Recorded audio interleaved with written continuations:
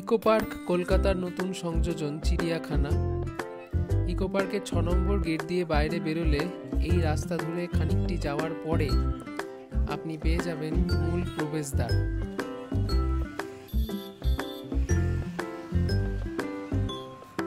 প্রবেশদ্বারের শুরুতেই আছে বাঁ দিকে টিকিট কাউন্টার, জন প্রতি ৫০ টাকা এবং বাচ্চাদের ২০ টাকার বিনিময়ে টিকিট সংগ্রহ করে ওই সামনের গেট দিয়ে আমরা প্রবেশ করব ইকো পার্কের চিড়িয়াখানাতে।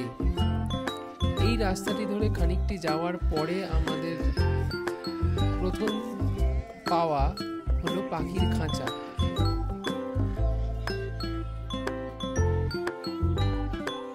ডান দিকে একটি ছোট্ট চিলড্রেন্স পার্ক করা হয়েছে, যেটি অবশ্যই আন্ডার কনস্ট্রাকশন। ওই পিছনে গেট এবং এই সামনে আমরা এগিয়ে চলেছি পাখির খাঁচার উদ্দেশ্যে।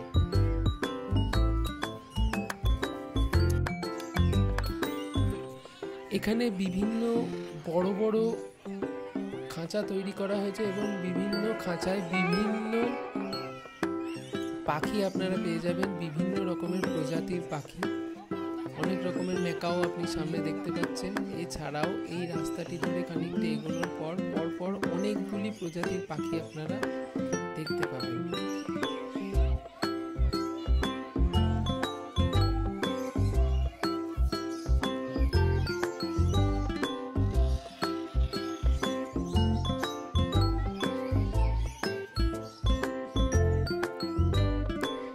এরপরে এই জাল ঘেরা অংশটিতে রয়েছে বিভিন্ন রকমের হাঁস এর প্রজাতি। ভিডিওয় হয়তো অতটা ভালোভাবে দেখা যাচ্ছে না, কিন্তু এটি ওখানে দাঁড়ালে আপনি স্পষ্ট দেখতে পাবেন বিভিন্ন প্রজাতির হাঁস। এরপরে আমরা চলে এসেছি জিরাফের খাঁচায়, এবং আমরা যখন এসেছি তখন জিরাফগুলিকে খেতে দেওয়া হচ্ছিল, তাই আনফরচুনেটলি সামনে থেকে আমরা ওদের দেখতে পাইনি। তারপরে জেব্রা, জিরাফের খাঁচার ঠিক উল্টো দিকেই।